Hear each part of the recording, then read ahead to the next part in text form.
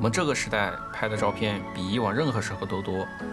但大多数时候照片拍完就烂在手机里，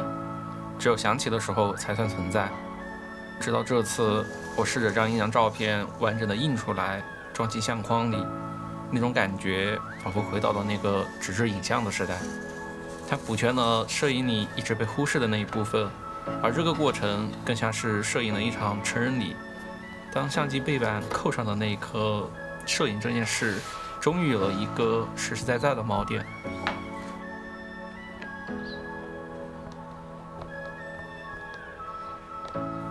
所以本期视频经过很多资料和咨询后，把这个流程完整的记录了下来，从屏幕设置、调色、导出、网上选框和打印，以及最后的装裱。希望这份流程对同样喜欢摄影的你有所帮助。首先，第一步，有一个过程被我们一直所忽视的，是一个承认的过程。承认这张照片从无数个快门瞬间里被挑出来，思考它与我们而言的特别。所以我把这个筛选的过程形容为像是给那一天写下签名，而这个过程就是我们打印照片意义的来源。选好照片后，进入第二步，显示器设置。打印出准确的色彩是显示器、打印机和纸张的3层面的对齐，才能保证色彩的尽量一致。但色彩管理是一个非常复杂且专业的领域，专业的校准色彩是需要严格的量化环境和软硬件配套的，分光计、色度计等，甚至纸张油墨批次都是需要校准的。如果不是送展或商业摄影等高精度的场景需求，非专业用户是可以不租赁或者购买校色仪的，很容易导致越校准越偏色。更推荐的是控制好环境光和屏幕的亮度，保持环境光在5000到6500K， 而这个色温大概是中午自然光的色温，屏幕亮度接近对比白纸的一个亮度的感觉。然后显示器通过以下设置，我们就能实现简单且相对靠谱的色彩还原。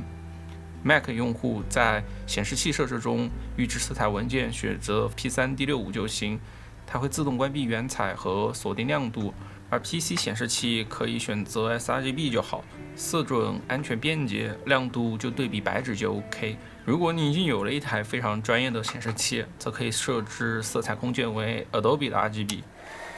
第三步，色彩和导出。由于我是网上找的比较专业艺术微喷店，所以打印机的准备就交给更专业的人，而我们需要做的是把发给打印店的文件做准确。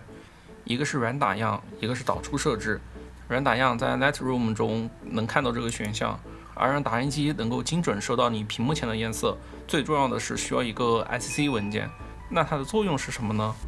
因为显示器、打印机、相纸，它们的语言是不互通的，所以就需要一个翻译官，让它们间互相交流。而这个文件可以去纸张官网下载，也可以让艺术微喷的店发给你，这样你就能在你的显示器下看到打印机打印在纸张上的一个效果，也就是模拟纸张的一个效果。而打印机也能够准确地把你的照片色彩依据 ICC 文件描述的纸张特性自我微调，精准地复现到纸张上。当你拿到 ICC 文件后，双击安装进去，而 Mac 用户则需要安装到以下的路径，用 Command-Shift+G 在 Finder 中就能输入这个路径，然后在 Lightroom 中选择安装的 ICC 文件，这样你会发现画面会变灰或者变暗淡，而这就是模拟纸张打印的一个效果。大部分情况下勾选相对比色，如果是色彩渐变丰富的日出日落、极光，微距下色彩艳丽的花鸟虫，则可以选择可感知，然后在这基础之上，你再进行2次微调，直到你满意为止。然后导出设置可以为 Adobe RGB 16位，分辨率可以是300或者360，而这个和打印机的品牌型号有关，需要和打印店确认好，然后邮件发送到打印店。而 PS 导出是直接嵌入了 ICC 文件的，就需要强调一下你的 ICC 文件配置的打印机型号和纸张，避免出错。以下是 PS 软件如何去软打样和导出设置。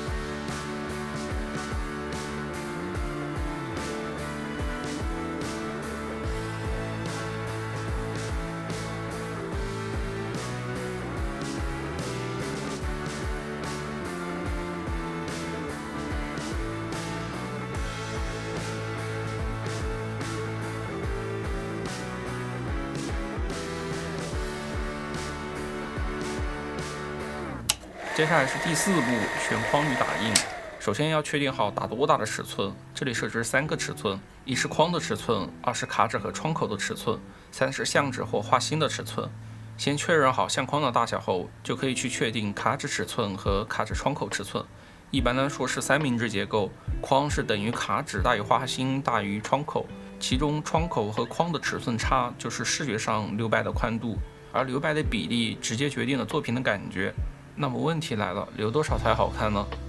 我参考了一些展馆和生活照，我个人的感受是留窄会更生活一点，留宽更像是展览或者作品。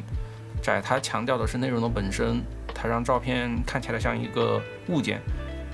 适合摆在书桌、床头。留宽像是强行隔离了周边环境的干扰，迫使观众的视线汇聚在中心，从而产生一种被审视的仪式感。所以具体取决于选择的照片与我们而言的意义。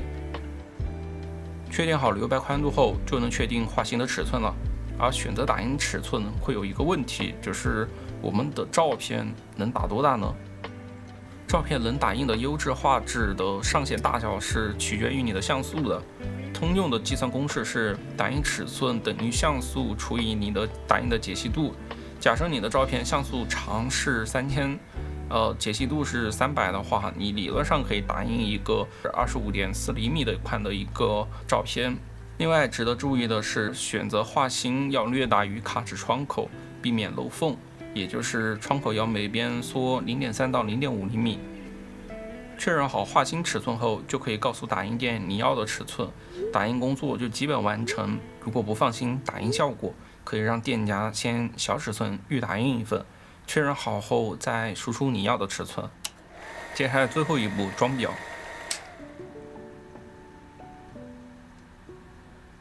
这是我最有感触的过程，手动一点一点完成的，非常治愈。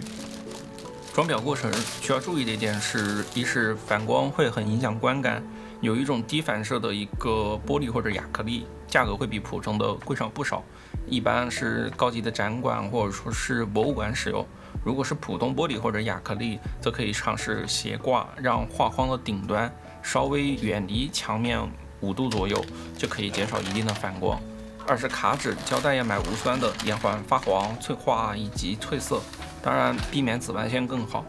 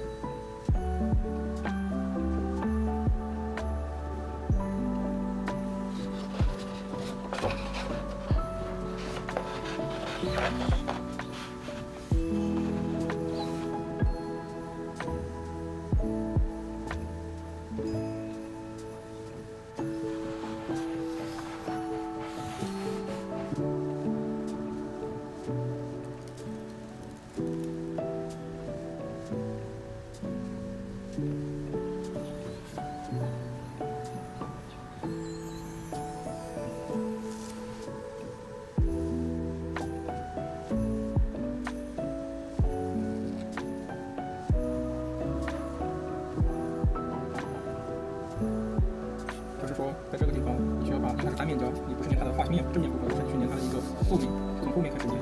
住，大概一半的距离，然后这是一个粘贴，粘住它的背面，然后画下来，好，确认好之后 ，OK， 这个是一个，然后再拿一条，这是一个横向的粘贴，但是这个粘贴的这个距离不是说一定要贴着这个画边，就是要留一点点的缝隙，这样子它就有一个活动的空间，做一个缓冲作用，你看它这里留了一点点缝隙，然后这样的一个粘贴就 OK 了，它就完成了一个梯字形的一个粘贴法。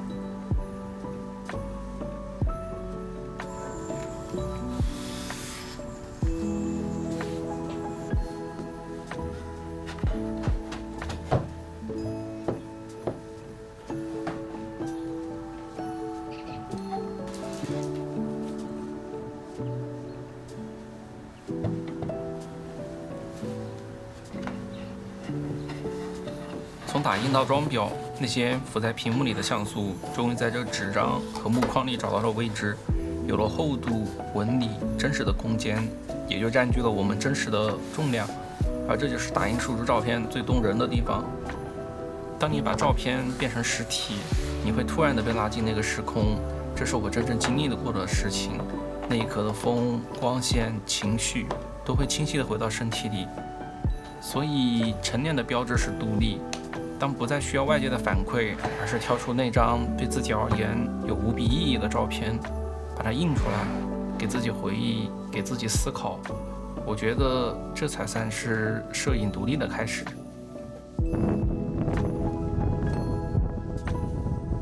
我不知道你们能不能看到啊，这条藏野驴。